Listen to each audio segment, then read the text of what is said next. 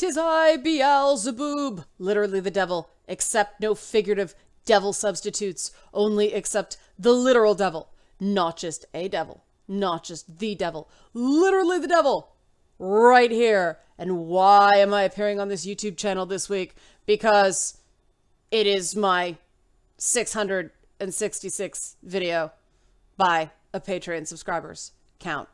And if it's not, screw it. It's a funny shtick. Beelzeboob! You think that's my only trident in the back? No, I have a backup. I have 2 tridents. Because everything about me comes in pairs. Stabby. And I'm going to play Devil's Advocate and talk about a show I saw on Netflix this week. Note the glowing flames of hell coming out of my ears. Beelzeboob! I should have taken the price tag off this. But I want to talk about a show called Dear White People. I knew nothing about this show. I am very white.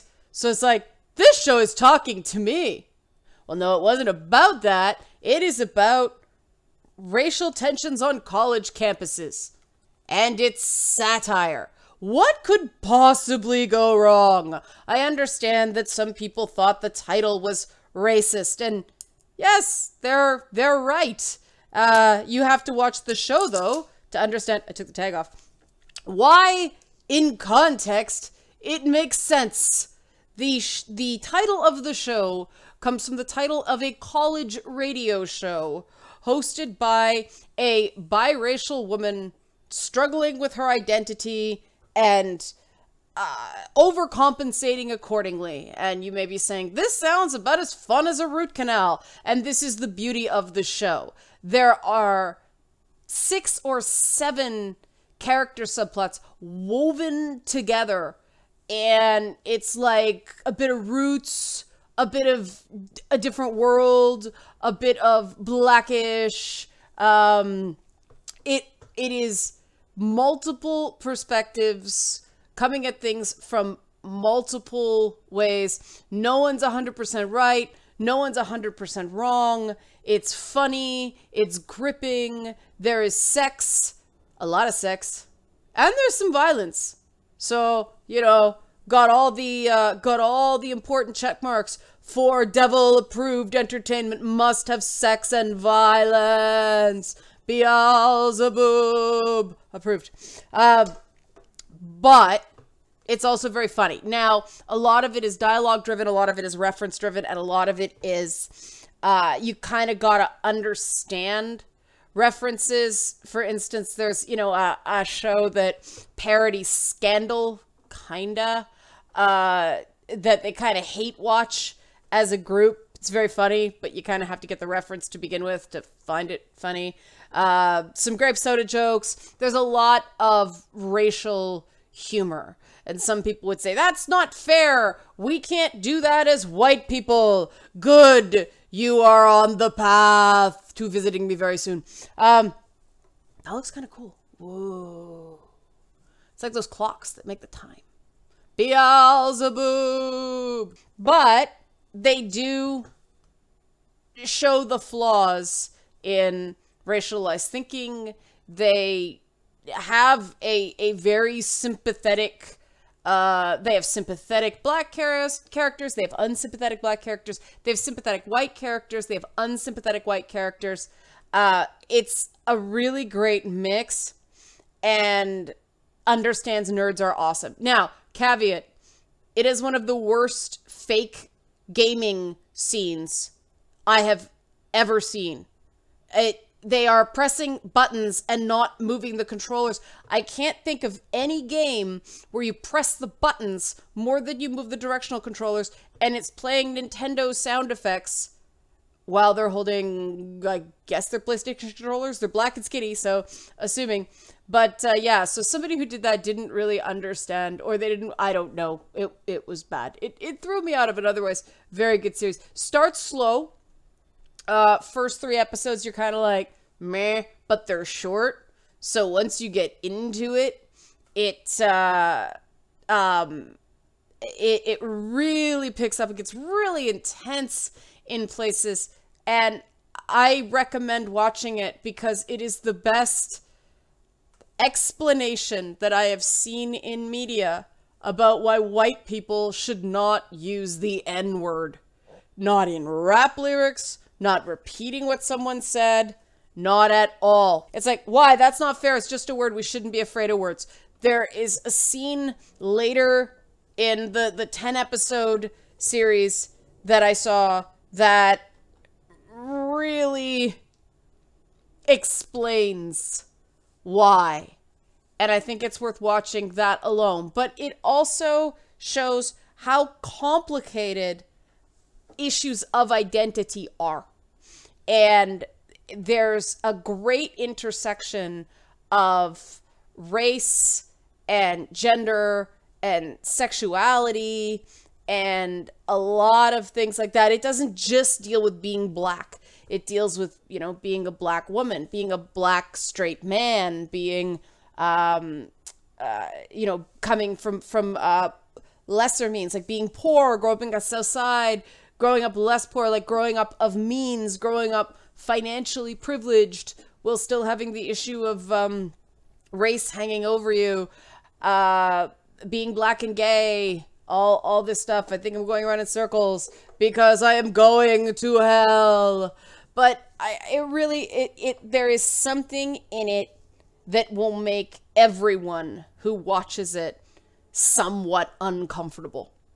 And if you go in expecting that, but also expect a laugh, because if you get the sort of humor that it gives, it's really well done, and it's really even, and it's really balanced, and the moral at the end is two things, and I don't think this is spoiling anything.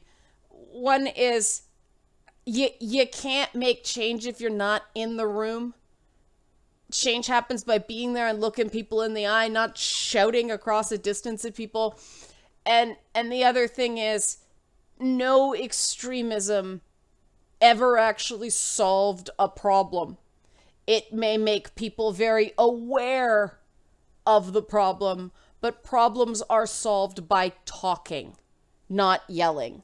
And I think this is a very important message for today, because the world is going to hell in a handbasket. And that's my recommendation. The other thing I saw this week, late to the party on this one, was I saw the Beauty and the Beast live action movie. And like all Hollywood adaptations of musicals, the first number, I'm always like, the, little town, it's a quiet village, every day like the one before. Well, I don't know who directed Emma Watson to sing it like a school choir. Little town, it's a quiet village. I guess they wanted her to enunciate. She's actually singing, apparently, and she's much better later on, but that opening number, I mean, that whole, oh, isn't this amazing? Too many singing lessons. No soul. But she's good in the part. And that overcomes a rough opening. It's well choreographed, the opening. A little too many period fabrics for my liking, with the 3D and with all those flowers and colors and pinks. It's like a goat went through someone's garden, ate all their petunias, and then just threw up Disney. But once you get in, it's... if you've seen the Beauty and the Beast musical, it's pretty much that, with more action sequences, because they can do that in a film.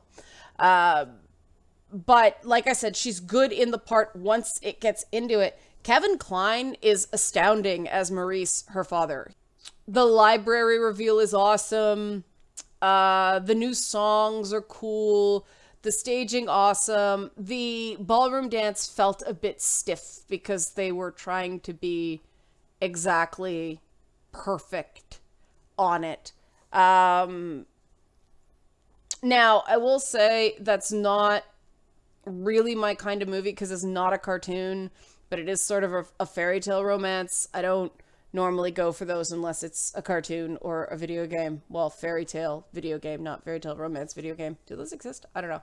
But it was well acted. The effects were cool. Be Our Guest kind of fell flat for me right until the end. It's just, it isn't the same cool having them do something in digital as it is a hand-drawn animation. You know, and Beauty and the Beast was one of the ones to make the jump to use computers in certain scenes. They rendered backgrounds in certain scenes to get that sort of sweep around.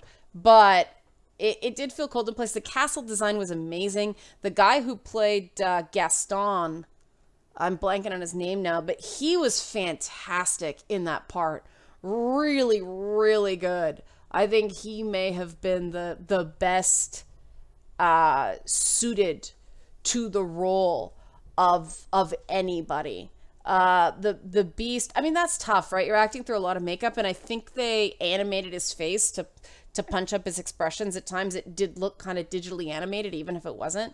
The CG on his legs was astoundingly good, though.